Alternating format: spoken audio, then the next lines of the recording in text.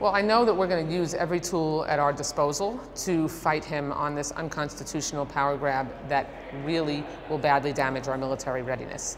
And we're going to do that in the courts, where we have legislative tools at our disposal. I will hold a hearing when we come back into session in a week of our Military Construction Appropriations Subcommittee, and we'll bring the military leadership in front of our subcommittee and ask them what's more important. Is there a crisis that warrants taking funds from projects that keep our nation safe, that we've already appropriated, and go with the president's judgment versus Congress and ask them? And I have a feeling that they'll be hard pressed to tell us that building a border wall that they've basically already said isn't necessary is more important than keeping our troops safe, prepared, ready to keep our nation safe. It jeopardizes our national security. It threatens our military readiness. It leaves our troops vulnerable.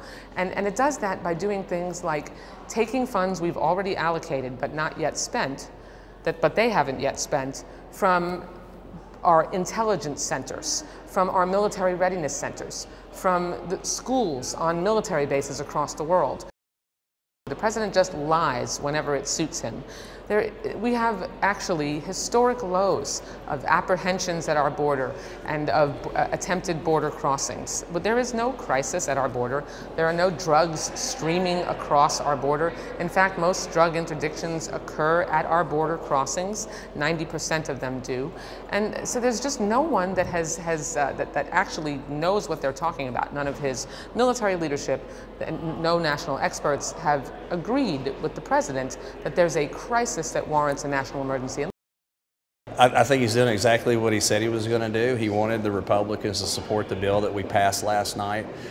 He basically said, I want Republicans to vote yes, and he'll take care of the rest. And that's exactly what he's doing. It shouldn't be any surprise to anybody.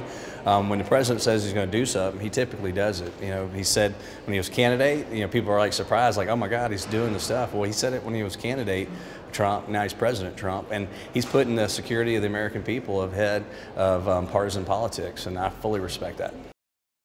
We know it's going to be an uphill battle. I mean, even when we controlled the House, our Speaker engaged in some litigation on pro-life issues that I'm aware of. So it's not uncommon for the Speaker to do that. And we also know there's some very activist judicial courts out there. And so we're just going to have to, keep fighting for what's right. I mean, securing the American border, stopping the criminal aliens, the known people with known terrorist affiliations, the trafficking of children, and the criminal narcotics, the deadly narcotics that are coming across our porous border. If that's not a national security, I don't know what is.